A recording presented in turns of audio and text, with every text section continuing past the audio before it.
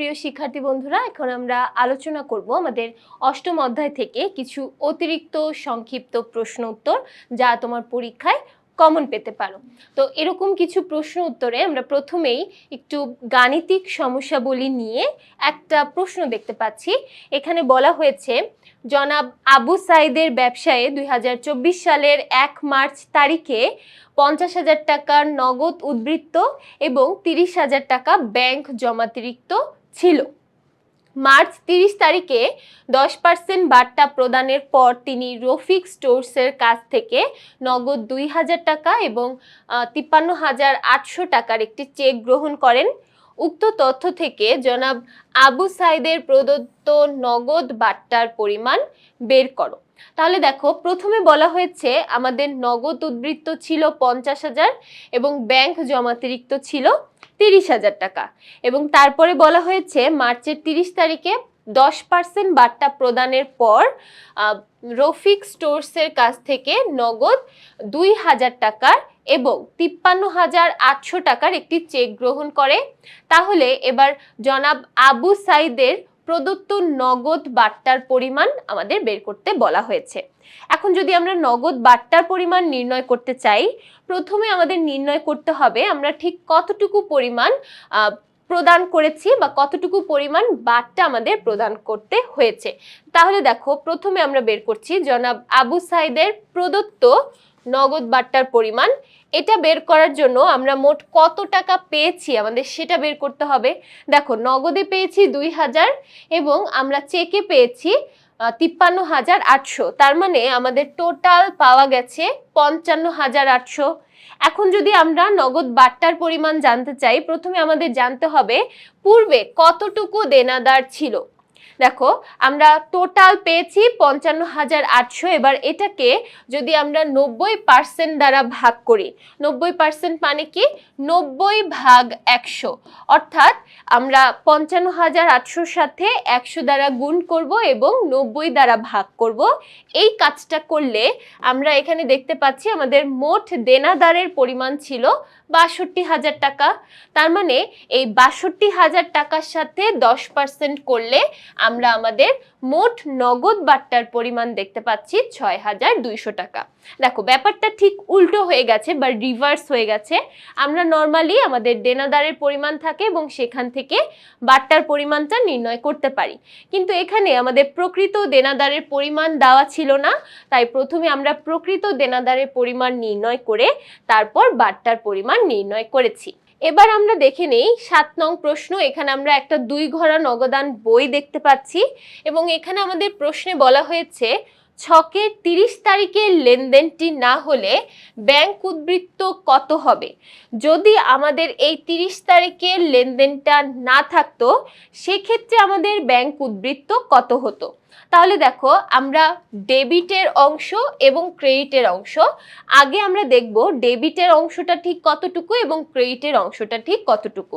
দেখো, দুইটা যদি আমরা যোগ করি, আমরা এখানে ডেবিট উদ্বৃত্তের পরিমাণ পাচ্ছি 3,000 এবং 2,500, তাহলে টোটাল যোগ করলে আমরা এখানে ডেবিট উদ্বৃত্ত পাচ্ছি 5,500 টাকা।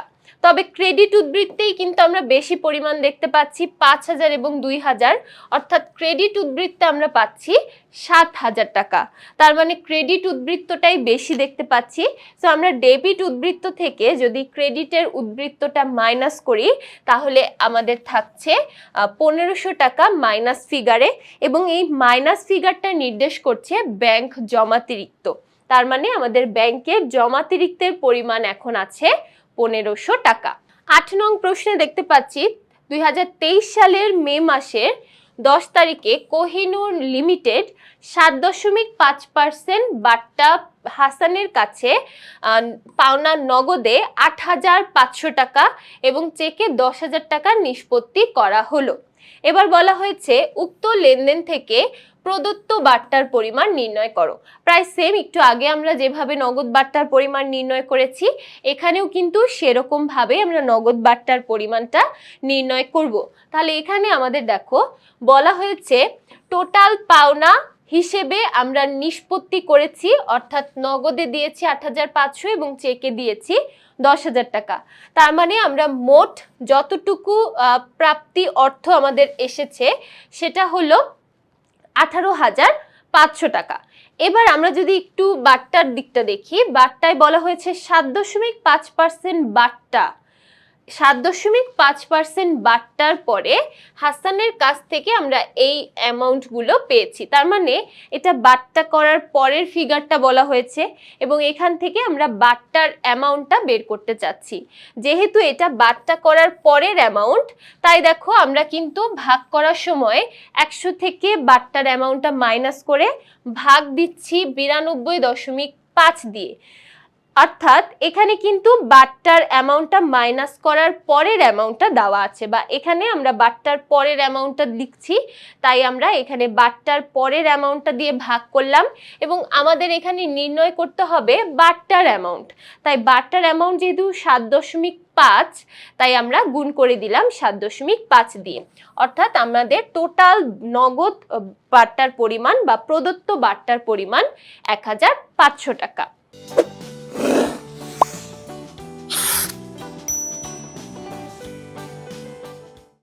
এবার আমরা দেখি 9 নং প্রশ্ন। দিনাজপুর অবস্থিত তামিম বুকস হাউস 2024 সালের মার্চ 1 তারিখে নগদ 4 লক্ষ টাকা এবং 2 লক্ষ টাকা ব্যাংক উদ্বৃত্ত নিয়ে ব্যবসায় আরম্ভ করেন এবং বছরের মাঝামাঝি তিনি তার ব্যবসায়ের লভ্যাংশ ব্যাংকে জমা রাখেন 75,000 টাকা। উক্ত লেনদেন থেকে কন্ট্রা এন্ট্রিগুলোর জাবেদা দাখিলা দাও। অর্থাৎ শুধুমাত্র যেগুলো কন্ট্রা এন্ট্রি আমরা সেগুলোর জন্যই জাবেদা দিব। দেখো প্রথমে আমরা এখানে দেখতে পাচ্ছি আমাদের নগদ ছিল 4 লক্ষ টাকা এবং ব্যাংক উদ্বৃত্ত আছে 2 লক্ষ টাকা। তাহলে আমরা প্রথমে এই জাবেদাটা দিচ্ছি। এখন দেখো এখানে নগদও আছে ব্যাংকও আছে, সো এটাও কিন্তু আমরা কন্ট্রা এন্ট্রি বলতে পারি।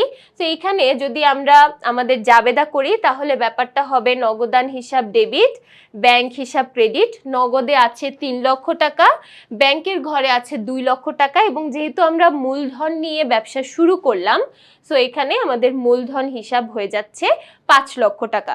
দেখো এখানে নগদও আছে ব্যাংকও আছে যেহেতু, তাই এটাকে আমরা কন্ট্রা এন্ট্রি বলতে পারি।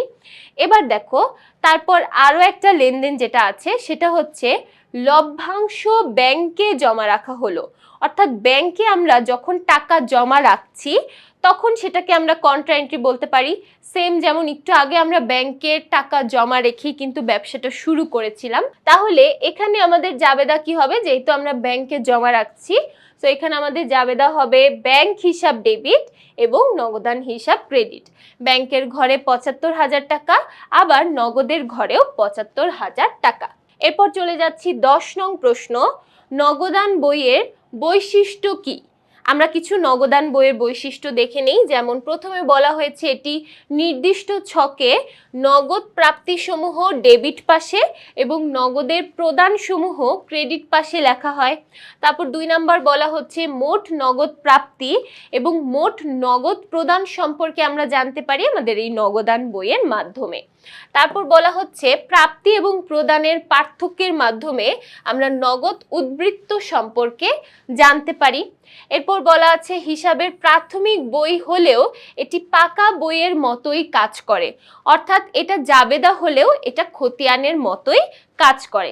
এবং সবার শেষে বলা হচ্ছে নগদ তহবিলের ওপর এটি পূর্ণ নিয়ন্ত্রণ রক্ষা করতে পারে।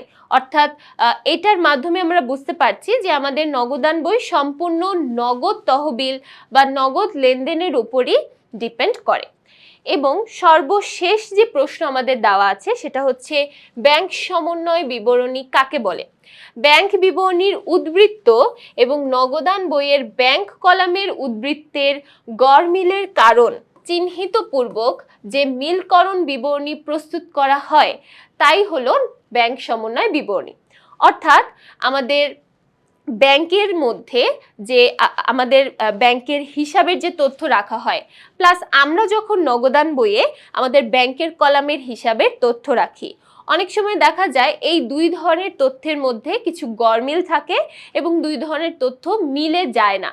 তো দুই ধরনের তথ্য মিলকরণ করার জন্য আমরা যে বিবরণী প্রস্তুত করি বা সংশোধন করার জন্য যে বিবরণী প্রস্তুত করি সেটাকেই বলা হয় ব্যাংক সমন্বয় বিবরণী। অন্যভাবে বলা যায় ব্যাংক সমন্বয় প্রক্রিয়ায় সাধারণত গ্রাহক কর্তৃক একটি বিবরণী প্রস্তুত করা হয়, যেটিকে ব্যাংক বিবরণী এবং নগদান বইয়ের গরমিল বা পার্থক্যের কারণ বা হিসাবসমূহ লিপিবদ্ধ করা হয়, সেটি ব্যাংক সমন্বয় বিবরণী। অর্থাৎ এটা গ্রাহক কর্তৃক করা হয়, অর্থাৎ যারা ব্যাংকে হিসাব খুলছেন বা জমা রাখছেন তারাই নিজ দায়িত্বে এই ব্যাংক সমন্বয় বিবরণীটা প্রস্তুত করে থাকে। তাহলে এই ছিল আমাদের অষ্টম অধ্যায়ের কিছু গুরুত্বপূর্ণ সংক্ষিপ্ত প্রশ্ন উত্তর। আশা করছি প্রত্যেকটা প্রশ্নই সবাই খুব ভালোভাবে বুঝতে পেরেছি। পরবর্তী পর্বগুলো দেখার জন্য সবাইকে আমন্ত্রণ জানাচ্ছি। সবাইকে ধন্যবাদ।